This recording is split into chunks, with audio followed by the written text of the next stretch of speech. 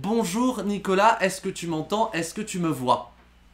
Bonjour, oui, je t'entends très bien et je te vois très bien. C'est parfait. Est-ce que tu vas bien pour commencer? Ouais, très bien, très très bien. Est-ce que tu peux d'abord, puisque nous en fait on s'est pas beaucoup parlé en plus avant, donc ça va être aussi une découverte pour moi, est-ce que tu peux nous donner l'intitulé de ton poste et nous l'expliquer brièvement? Ouais. Alors du coup, je suis IT Product Owner, donc terme anglais, hein. On aime beaucoup les noms anglais maintenant dans les jobs. C'est la traduction un peu de chef de projet digital. Et donc en fait, mon métier consiste à rédiger tout ce qui va être spécification fonctionnelle, heu, récolter le besoin en fait des utilisateurs et des clients, et transformer ça en évolution, sur notre site web, donc qui est, Alors le si je site, comprends bien, pour être bien clair, hein, je me permets de te couper, mmh, il y a des trucs que j'ai pas très bien compris. En gros, l'idée c'est que tu récoltes tous les avis, toutes les expériences de tous les utilisateurs du site Orange et tu essayes d'améliorer le site grâce à ces retours. voilà, c'est exactement ça. C'est-à-dire qu'en fait, on prend les retours des utilisateurs, on leur pose des questions, il y a des sondages en fait qui sont posés, directement sur le site, on les récolte et en fonction des demandes et ben, on va faire évoluer, notre portail pour améliorer justement la navigation des utilisateurs. D'accord. En fait, tu es chef de tous les projets qui permettent d'améliorer le site Orange. C'est pour ça qu'on dit projet digital. Le digital, c'est pour dire que c'est sur le numérique, pour parler Mmh. français, pour dire que c'est sur des sites que tu travailles. Et les projets, c'est des projets qui consistent à améliorer le site. Est-ce que tu peux nous donner un exemple, par exemple, le dernier projet que tu as eu? Oui, bah, le dernier projet que j'ai eu, c'est le portail, orange-business.com, qui est donc le portail institutionnel, de la division entreprise d'Orange, donc qui est décliné en plusieurs langues, décliné en plusieurs, il y a plusieurs sites en fait dans cet écosystème et justement, on est en train de faire des évolutions très importantes au niveau de la présentation de nos produits, et on va dire que les conditions sanitaires ont fait qu'on accélère justement dans le digital, pour présenter nos offres et pouvoir vendre nos offres, directement depuis notre site, en ligne. Oui, tu veux dire qu'en fait, avec le digital, les utilisateurs, enfin plutôt les clients utilisent de plus en plus le numérique, donc ils ne se Mmh. déplacent pas. Donc il y a des nouveaux enjeux, il y a une nouvelle manière d'organiser un site, et toi, tu fais en sorte ben, de répondre à ces nouveaux besoins. Exactement, tout à fait. C'est exactement ça. Bon, ça veut dire que je comprends. Je te suis, on est clair. Si vous avez des questions, je vous disais, n'hésitez pas vraiment. D'ailleurs, est-ce que tu peux nous dire d'où tu viens? Tu es parisien peut-être ou pas? Alors non, je suis auvergnat à la base, expatrié, en Île-de-France. Heu, Depuis maintenant presque 20 ans, voilà, donc j'ai fait, quasiment toutes mes études, sur Paris et bah, du coup, de fait, bah, mon travail également, quoi, maintenant. Donc c'est ma vie, voilà. Je Ok, suis très un bien. Bah, de toute façon, on en parlera tout à l'heure aussi au mmh, niveau des études, hein, pour expliquer. Parce que c'est bien de montrer qu'il n'y a pas que des gens qui travaillent à Paris. Surtout en plus, avec le télétravail, aujourd'hui, on est assez ouais, souple. Euh, Nicolas et Olivier vous ont expliqué ce que c'était le télétravail tout à l'heure. J'espère que vous avez suivi. Il s'agit de travailler ben, chez soi grâce au numérique, justement, grâce à l'ordinateur. C'est quelque chose qui est possible dans pas mal de métiers aujourd'hui. Et ce que je te propose, c'est de directement enchaîner sur la prochaine slide pour qu'on comprenne en fait concrètement en quoi consiste ton quotidien. Et bah, pour nous, tu as divisé ton quotidien en quatre grandes sections. Est-ce que tu peux nous les expliciter, nous les expliquer? oui, bien sûr. Alors du coup, la première en fait, qui est, le démarrage de la journée, en fait, c'est, une réunion de synchronisation, en anglais encore qu'on appellera daily en anglais. Et cette réunion, en fait, permet de savoir, sur quel sujet travaille chaque membre de l'équipe. Donc dans cette équipe, il va y avoir des développeurs, il va y avoir des designers et cetera. Et en fait, ça permet pas, en fait, de fliquer les gens, comme on pourrait le croire, mais plutôt d'identifier tout ce qui va être point de blocage et aider, collégialement, en fait, chacun à résoudre ses problèmes, Bah, voilà, par exemple, j'ai un développeur, moi, qui a un blocage sur tel ou tel sujet, et ben, on va l'aider justement au cours de cette réunion à débloquer, sa situation. En Donc gros, c'est ces une réunions de synchronisation, quand vous êtes sur un gros projet, il y a plein de gens qui apportent leur expertise, leur savoir sur ce même projet, et vous avez besoin de vous parler entre vous pour que le projet avance dans le même sens. Et c'est pour ça que vous vous réunissez. Et toi, ton métier, on dit chef parce que tu coordonnes tout ça. Tu fais en sorte de voir si tout le monde a ce dont il a besoin pour travailler, s'il a les bonnes informations, s'il y a une bonne communication, et en gros, si le projet avance bien. Est-ce que mmh. je suis bien? Exactement, c'est tout à fait ça. C'est un très bonne explication, c'est exactement ça. C'est, un rôle de chef d'orchestre, en fait, si on peut, donner une image. Bah, cette première mission, elle est très claire, hein. Encore une fois, n'hésitez pas à poser des questions dans le chat, hein. Je vous vois tous, hein. Je vois vos messages passer. Là, je vois des bonjours un peu de partout. Donc, n'hésitez pas. Alors, passons au deuxième, qui est l'opérationnel. Exactement. Alors dans l'opérationnel, donc on rentre un peu plus dans le vif du sujet, hein, au niveau du projet. Donc, en fait, je vais rédiger tout ce qui est spécifications fonctionnelles, techniques qui C'est parce que tu l'as ouais, utilisé deux bien fois ce sûr. terme. Ouais, bien sûr. Alors tout ce qui est spécifications fonctionnelles, en fait, c'est en gros décrire une fonctionnalité. C'est-à-dire, par exemple, si je prends un exemple, je prends le menu principal d'un site, par exemple, et ben, je vais décrire son fonctionnement. C'est-à-dire, voilà, au clic, je vais avoir tel ou tel, item qui s'affiche, et donc je vais spécifier ça, en fait, chaque fonctionnement au clic, qu'est-ce qui va se passer? Qu'est-ce qui va se passer après chaque action, après un formulaire, après, la validation, par exemple, d'un achat en ligne, qu'est-ce qui se passe après? Quels sont les messages, donnés à l'utilisateur? Et donc on décrit ça, en fait, dans un ce qu'on va appeler un cahier des charges, et qui va réunir justement toutes ces spécifications, pour, chaque, brique, en fait, du site web. Donc son menu, sa page d'accueil et cetera et cetera. Je comprends beaucoup mieux, merci.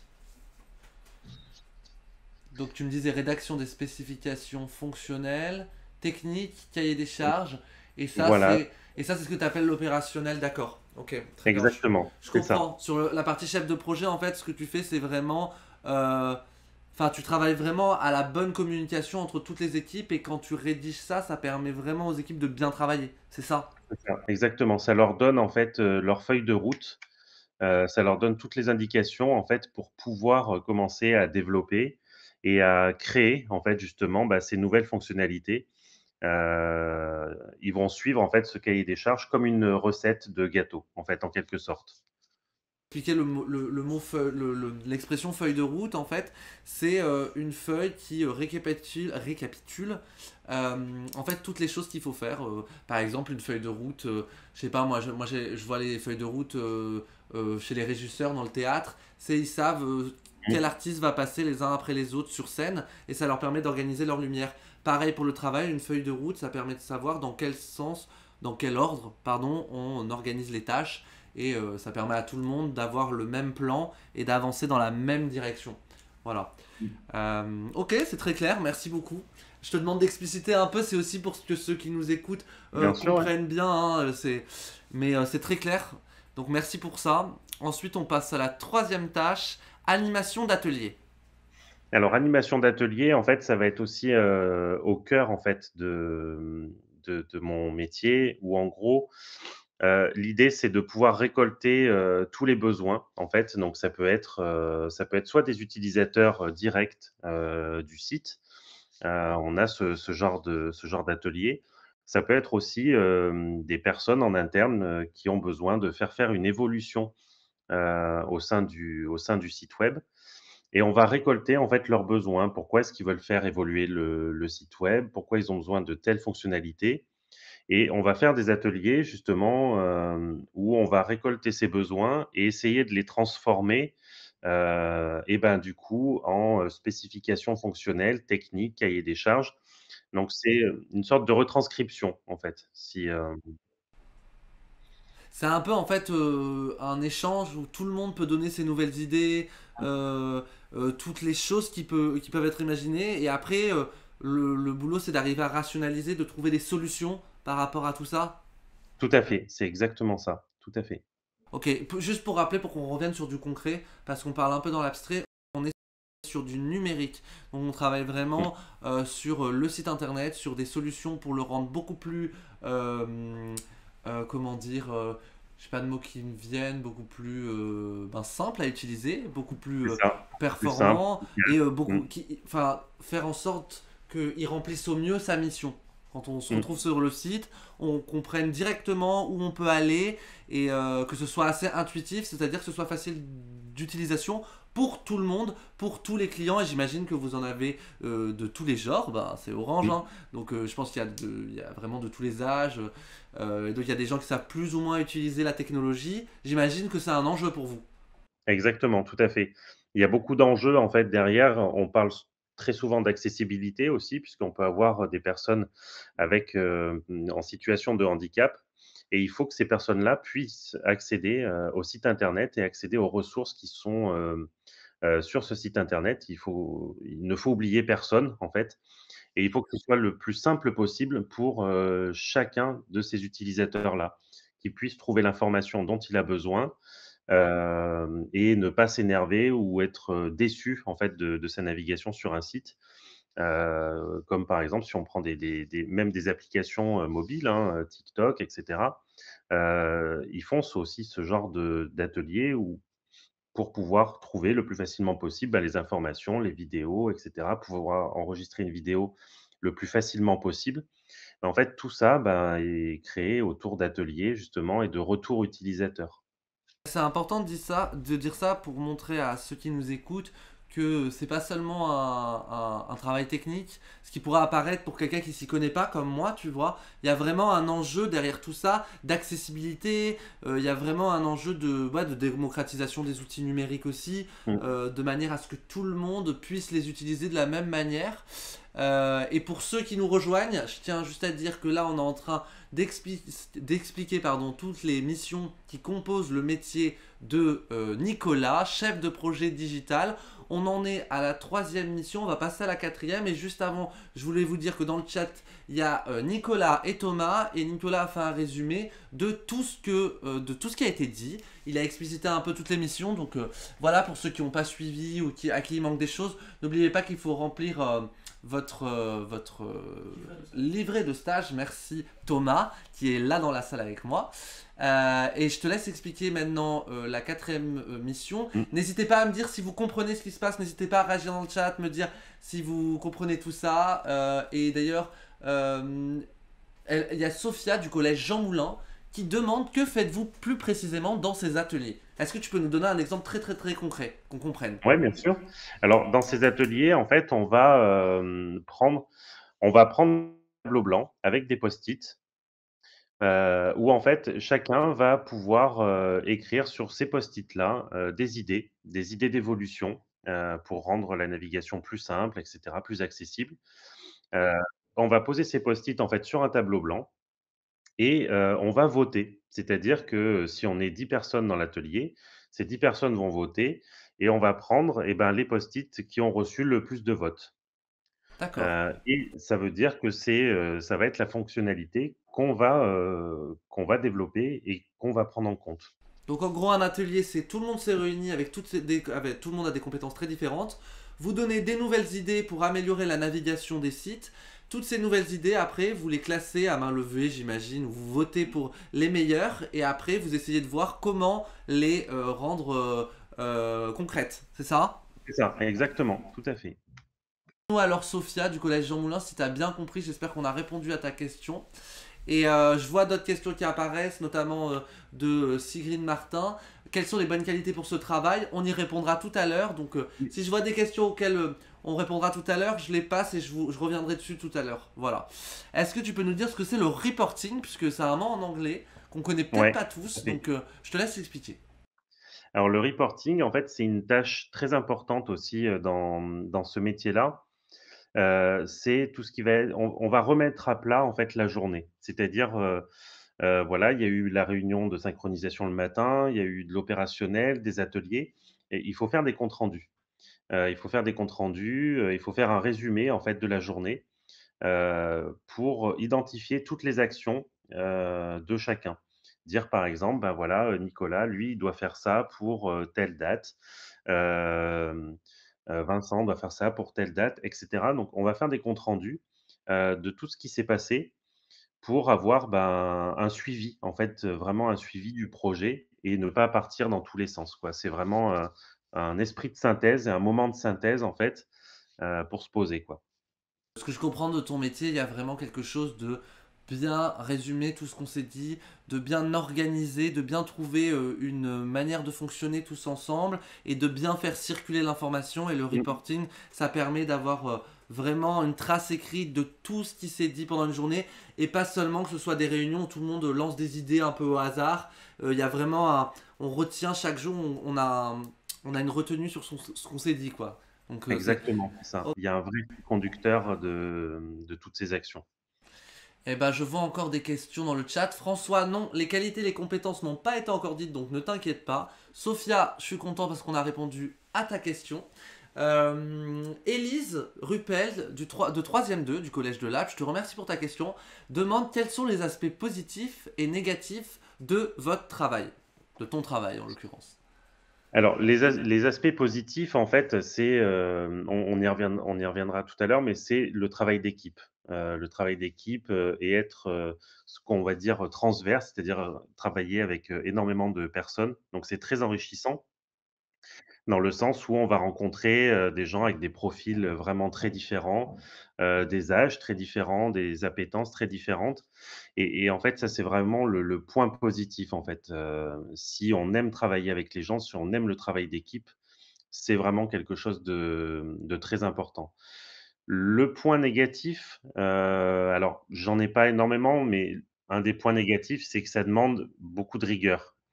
Dans le sens où, bah, il faut pas que toutes ces réunions, ces ateliers et cetera, et bah, viennent vous faire des journées de 8 heures à 23 heures. Donc il faut arriver à cadrer tout ça, pour que ça tienne. Bah, Non, ça demande d'être voilà, attentif, d'avoir de la rigueur. exactement, exactement. Faut pas se laisser embarquer, et se laisser mener dans les ateliers. Donc il faut avoir un peu de caractère, hem et c'est un peu l'aspect négatif au début, on va dire. Après, quand on a un peu plus d'âge, un peu plus d'expérience, ça va, mais au début, on a tendance un petit peu à se laisser aller et avoir énormément de travail, sur ce job-là. Oui, parce qu'il y a un aspect aussi, on n'a pas dit le mot, en fait tout ça, ça englobe un seul mot, le management un peu, parce que tu es quand même en train de guider des gens et ça demande aussi une communication entre vous et aussi de gérer les différents caractères des Mmh, personnes avec qui t'es, et ça demande de l'énergie et ça demande aussi un savoir, c'est pas quelque chose qu'on fait du jour au lendemain, ça s'apprend.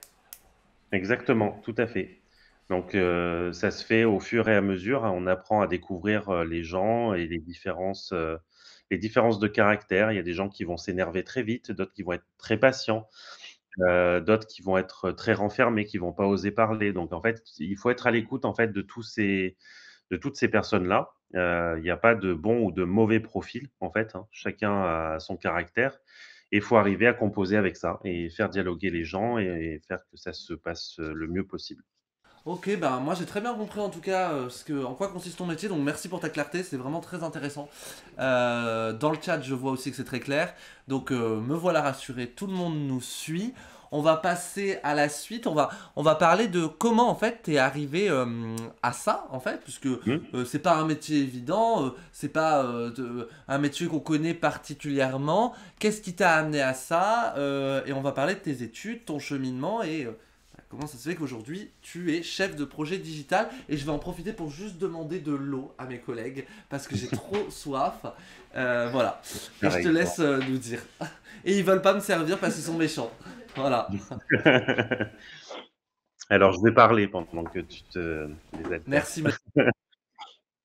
Donc du coup, en termes d'études, en fait, j'ai fait un bac, scientifique, hein, classique. Hem, J'avais déjà une forte appétence pour tout ce qui était informatique. Enfin, j'étais un peu geek et je le suis toujours, hein, d'ailleurs. Donc j'aimais beaucoup ça. Je montais mes ordinateurs et cetera, donc c'était vraiment quelque chose qui me plaisait et du coup, je me suis orienté vers un DUT, en fait, services et réseaux de communication. où là, bah, du coup, j'ai changé de région, hein, également puisque j'ai passé mon bac, à Clermont-Ferrand, en Auvergne et je suis monté sur Paris, à Marne-la-Vallée, pour faire mes 2 premières années d'études, bah, du coup en développement web, communication, design et cetera. Donc c'était vraiment 2 années très pluridisciplinaires, et là, j'ai vraiment compris que c'était, ce que je voulais faire, quoi. Enfin, je savais que je voulais, travailler, dans le domaine, du développement, et dans le domaine du web, quoi. C'était vraiment quelque chose. Ça a été difficile de se déplacer pour toi? C'est intéressant de parler un peu de comment, enfin tu vois, t'as dû bouger pour tes études. Alors oui, ça a été un petit peu difficile parce que, ben, effectivement, on est jeune encore, hein, enfin je venais d'avoir le bac, donc à 17 ans. Faut monter sur Paris, il faut devenir autonome. Après, on est quand même pas mal aidé par toutes les instances, universitaires qui existent. Je pense notamment au Crous ou et cetera. Enfin, il y a quand même beaucoup d'aides, alors que ce soit des aides financières pour les étudiants qui ont, pas beaucoup de revenus ou et cetera. Mais il y a aussi un fort accompagnement social, donc on n'est pas laissé pour compte quand même. Après, il faut être un peu autonome quand même aussi, hein. C'est-à-dire que c'est pas voilà. Mais mais voilà, les difficultés en fait, se surmontent très bien, hein. Il y a pas de là-dessus, Et on est donc plus de peur que de mal. exactement, tout à fait. Après, ça reste que du bénéfice, on apprend beaucoup de choses, on apprend aussi à se connaître dans cette petite difficulté qu'est le changement, mais c'est intéressant de dire que voilà, c'est normal d'avoir une appréhension, c'est normal que ce soit un peu dur au début, on n'a pas l'habitude, hein. Moi le premier, quand j'ai dû par exemple venir à Paris, moi aussi pour mes études, mais après on se rend compte qu'il y a énormément de bénéfices, voilà.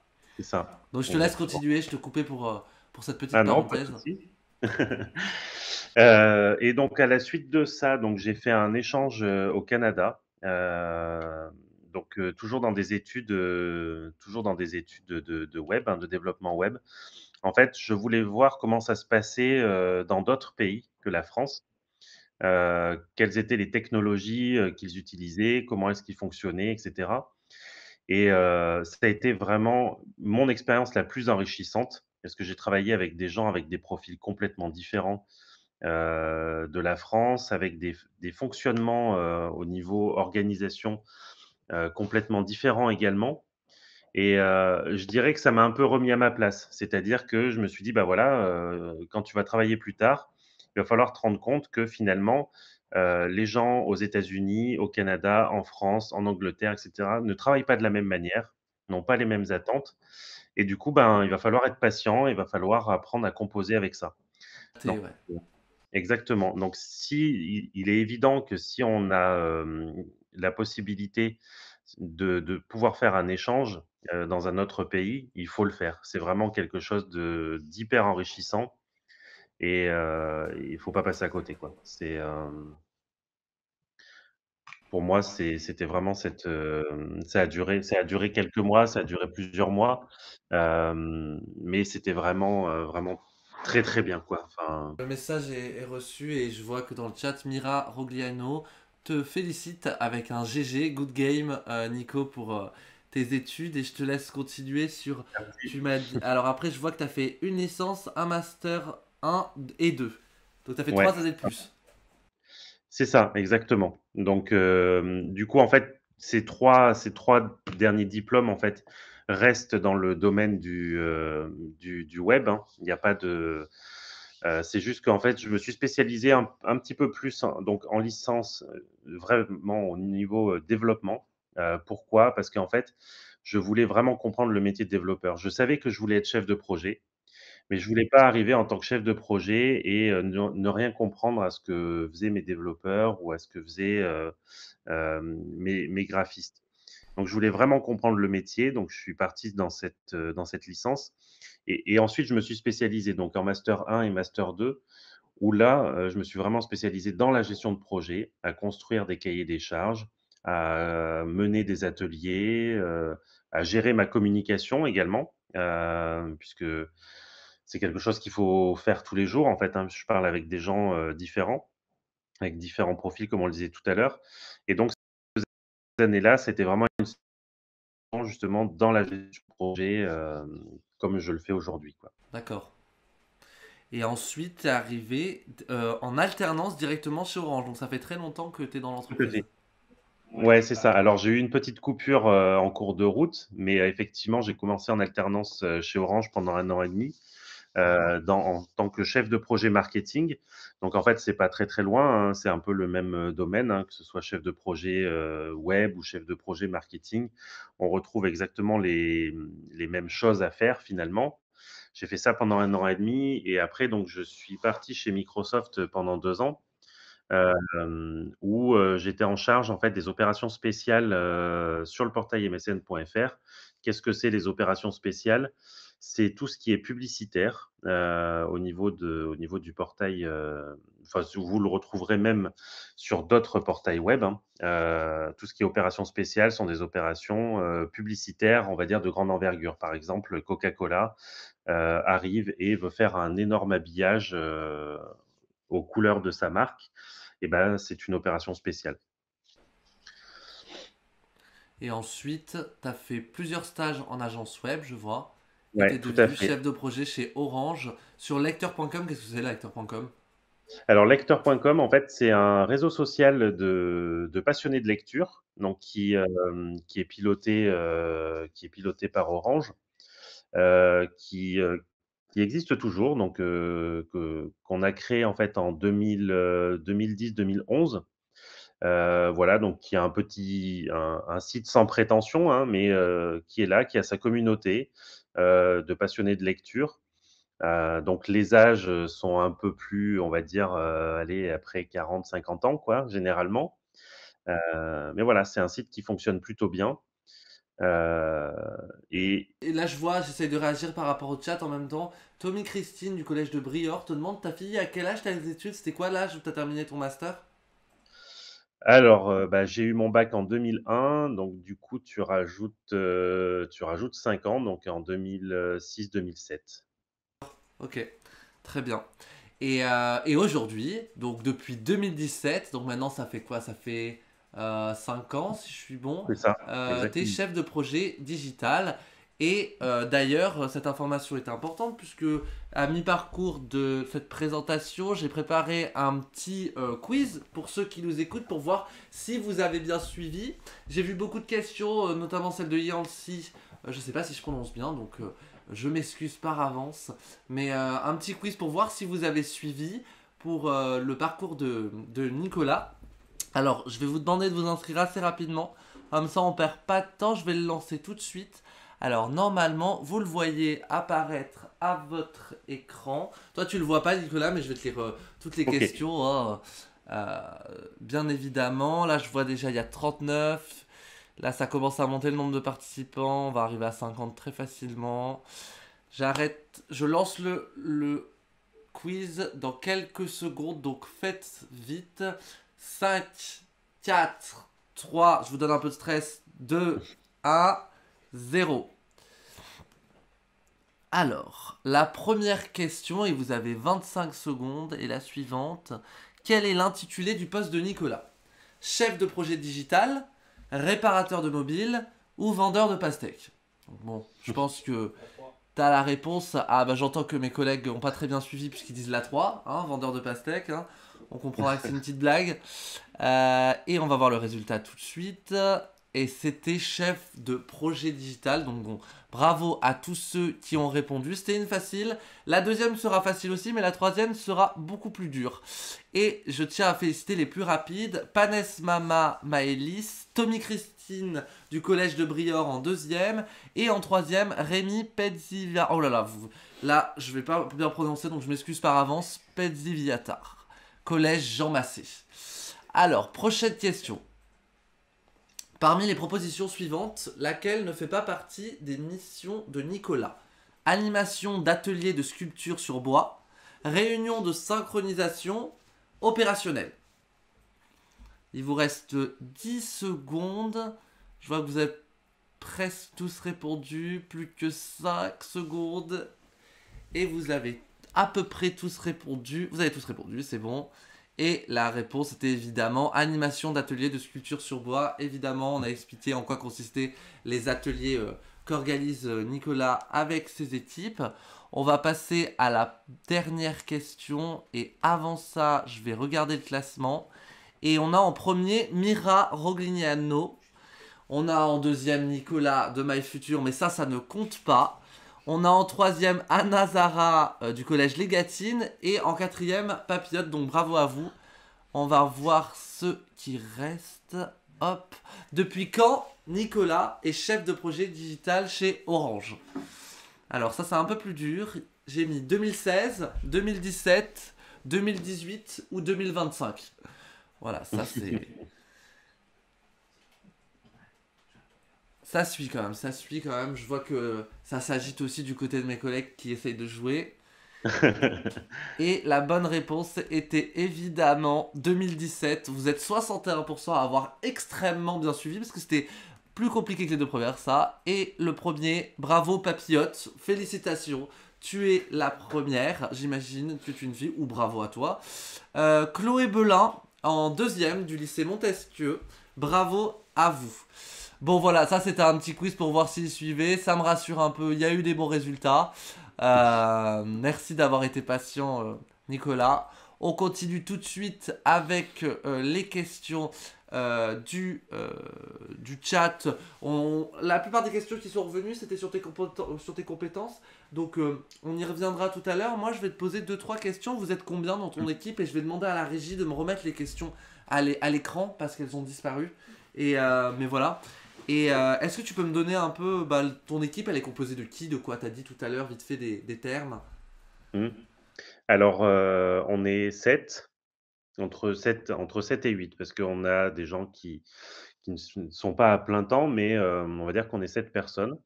Donc, j'ai 5 développeurs, une designeuse, donc une graphiste et un chef de projet, en plus de moi. Ouais, donc pas mal de boulot complémentaire, donc il faut vraiment que vous appreniez à communiquer ensemble, puisque Mmh, j'imagine que vous avez des langages un peu différents, quelqu'un de plus exactement. technique, quelqu'un qui est plus sur une autre matière, enfin, il faut arriver à tous se synchroniser, on l'a bien compris. Est-ce que tu nous as expliqué tout à l'heure? Est-ce que pour ton métier, tu as besoin de parler des langues étrangères? Oui, l'anglais. Tu parles avec qui, par exemple? Alors, quand je parle avec les Américains, les Anglais, l'Inde, hem, parfois l'Asie Pacifique, enfin tout ce qui va être du coup Japon, Chine. On utilise l'anglais en fait, énormément. Donc, c'est une langue où à l'école j'étais pas très, très bon.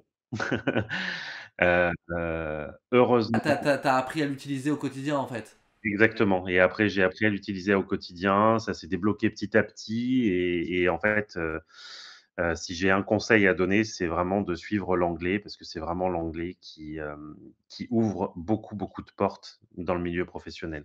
Moi non plus, c'était pas ma cam, je le regrette parce que j'ai eu beaucoup de moments où ça aurait pu me servir, il fallait être plus attentif à l'anglais, c'était pas ma matière préférée, je dois l'avouer. Et d'ailleurs, t'es pas obligé de répondre à cette question, mais j'ai vu des questions sur ton salaire aussi à l'annuel, tu peux aussi nous donner peut-être une fourchette. Quand on commence ton métier en tant que chef de projet, combien on gagne éventuellement si tu peux y répondre? Alors, quand on commence, en fait, on est à peu près, alors en Île-de-France, hein, parce qu'après, en province, évidemment, les salaires sont un peu plus faibles, en raison du coût de la vie, mais on est à peu près à, on va dire, 35 000 € par an.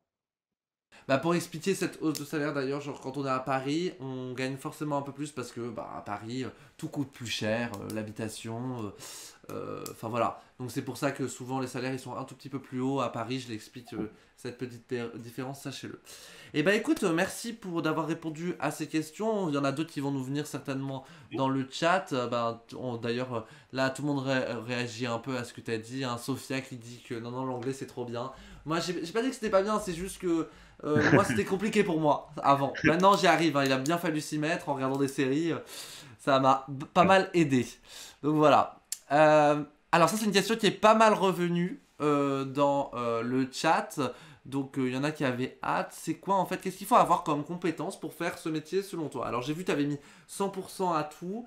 Est-ce que tu peux nous dire c'est quoi les choses indispensables à avoir?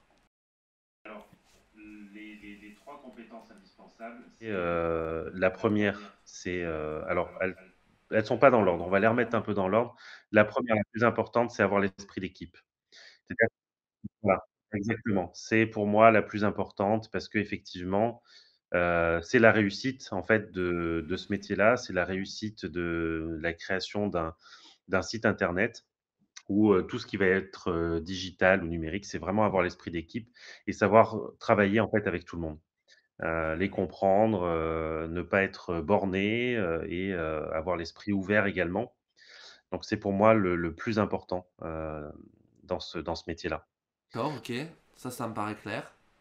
La deuxième plus importante, c'est la compréhension du besoin client. Donc c'est, quand vous avez un utilisateur ou un client qui arrive avec un besoin, une demande d'évolution, il faut comprendre en fait, ce qu'il demande. Donc il faut être capable de traduire ça. C'est-à-dire qu'en fait, c'est un peu comme entre l'anglais et le français, c'est-à-dire que, le client lui, il va pas avoir le même dialogue, enfin les mêmes mots que vous.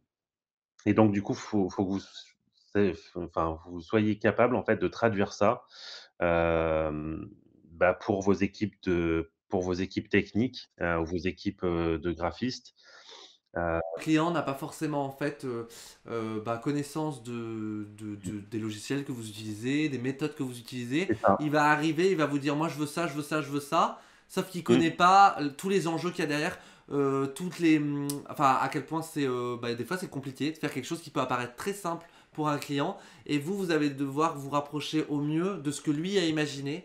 Et c'est pour ça qu'il faut arriver à traduire ce que pensent, ce que veulent les clients en ce que on peut faire avec ce qu'on mmh. a. C'est ça, exactement, c'est tout à fait ça. D'accord, ok. Il Alors faut ça c'est très clair. Et la troisième compétence, être polyvalent dans de nombreux contextes. Alors être polyvalent dans de nombreux contextes, en fait, c'est savoir, faire pas mal de choses, avoir pas mal de flèches à son arc, de cordes à son arc, pardon.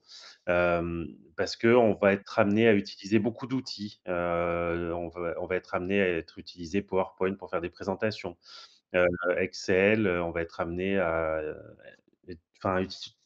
utiliser vraiment beaucoup de logiciels, beaucoup d'outils et donc il faut être vraiment polyvalent là-dedans pour essayer de tout comprendre, de comprendre son écosystème de travail, son environnement de travail et du coup, faut être curieux. Donc cette polyvalence, en fait, elle vient toute seule si on est curieux et qu'on s'ouvre, en fait, à tout ce qui existe, comme outil, quoi. Ça reste relativement simple, mais c'est très important à avoir quand même. Et puis tu l'as expliqué tout le long, hein, ça, ce message il est bien passé je crois, sur le fait qu'il faut pouvoir s'adapter aux gens, il faut s'adapter aux compétences qu'ont les gens, Mmh, il faut s'adapter au langage qu'ont les gens. Donc c'est vraiment quelque chose de... On peut pas rester dans son coin et il faut vraiment être ouvert et comprendre qu'il y a d'autres choses, quoi. Donc ouais, c'est important la curiosité. Et ben écoute, merci pour ces compétences, hein. Là j'ai vu pas mal de messages passer par rapport à l'anglais, ça a fait réagir, hein. Pas mal, hein. Il y a plein de gens qui disaient ça dépend du contexte, du programme, mais il y en a pas mal qui aiment beaucoup l'anglais, donc ça c'est trop bien, ça va être super important pour votre métier futur. Et Sophia pose une bonne question d'ailleurs, du collège Jean Moulin, elle demande est-ce que c'est possible d'avoir l'esprit d'équipe en étant réservé et timide? oui, complètement. J'ai des personnes dans mon équipe, qui sont, timides, qui sont réservées et qui ont l'esprit d'équipe.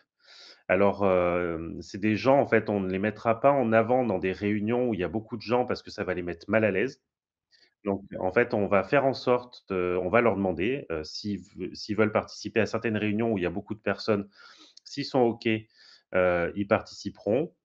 Mais par contre, on prend soin d'eux, c'est-à-dire qu'en fait, ben, on compose, c'est-à-dire qu'on sait qu'ils sont timides, donc on va pas tout faire pour, les bousculer, c'est pas l'objectif. Voilà, donc Ton c'est rôle de complètement manager possible. aussi, c'est de savoir comment bien faire travailler quelqu'un. Et pour bien Mmh, qu'il travaille, il faut pas le mettre mal à l'aise, il faut le mettre dans des bonnes conditions et il faut aussi voir où sont ses qualités. les Mmh. qualités d'une personne, c'est pas parce qu'elle est timide ou réservée qu'elle va pas forcément servir le groupe avec d'autres compétences qui demandent pas nécessairement de parler devant 8000 personnes.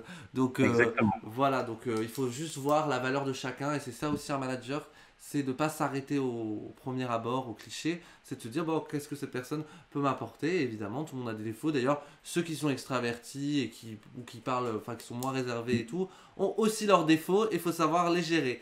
Donc c'est bah, ça. merci d'avoir répondu. Et on va terminer parce que le temps file avec cette dernière slide. Je vous conseille d'ailleurs de poser vos dernières questions dans le chat parce qu'après on n'aura plus beaucoup de temps avec Nicolas. Moi je ferai un résumé après, mais là on sera plus qu'entre nous. Mais si vous avez des questions avec Nicolas, il vous reste peu de temps pour les poser. Et en attendant, Nicolas, je vais te demander de nous exposer un peu les clichés qui reviennent souvent quand tu parles de ton métier. Ouais. Alors le 1er, hein, qui est bien connu de tout le monde, c'est, «Je ne suis pas informaticien». Voilà, j'ai des études en informatique effectivement, tout ce qui est développement et cetera, mais je ne suis pas réparateur, d'ordinateurs et de téléphones portables. Voilà, dans ma famille, on pense souvent ça un petit peu à tort, c'est-à-dire que je sais réparer, les téléphones, les ordinateurs, mais non, en fait, c'est pas mon métier, donc même si je sais le faire, on va dire parce que voilà, c'est mon côté un peu curieux, un peu geek, mais voilà, c'est un cliché, c'est vraiment un très, très gros cliché, ou alors de réparer la fibre ou alors de réparer, voilà, tout un tas de choses, qui ne rentrent Bon, on pas te en compte. demande de réparer tout parce que je travaille dans le C'est digital, ça, comme si tu étais ouais, un réparateur, quoi. Alors que non, non. Tu travailles c'est sur des ça. trucs bien spécifiques et t'es pas un... Enfin, c'est un autre métier, ça, on va dire. Exactement Ouais, et tout bien à fait, sûr. c'est ça. Ok. Et le Et deuxième, c'est, tu passes ta vie en réunion. Alors oui, c'est vrai que, en fait, là, en plus, avec le télétravail, le confinement et cetera, enfin, on a vu beaucoup de gens, passer, leur temps en réunion, en Zoom et cetera, enfin, en Google Meet et tout ce qu'on veut. En fait, ce qu'il faut savoir, c'est qu'en fait, les réunions sont utiles, en fait, sont utiles et il faut les rendre utiles. C'est pas des réunions, où voilà, juste pour parler du beau ou du mauvais temps. En fait, chaque réunion doit avoir un objectif, donc on fait, une petite feuille de route pour chacune des réunions. On passe les points en revue et à la fin, l'objectif, c'est de sortir, comme je le disais tout à l'heure, un compte rendu, voilà, et de connaître les actions de chacun pour la prochaine fois et du coup, les réunions deviennent utiles et en fait, donc oui, on est très souvent en réunion, mais on les rend utiles, en fait, en étant, rigoureux et en posant bien, les actions de chacun. ouais, d'accord. Je vais juste prendre un temps pour regarder les questions pour voir si on a bien tout Mmh, répondu. bien sûr, ouais.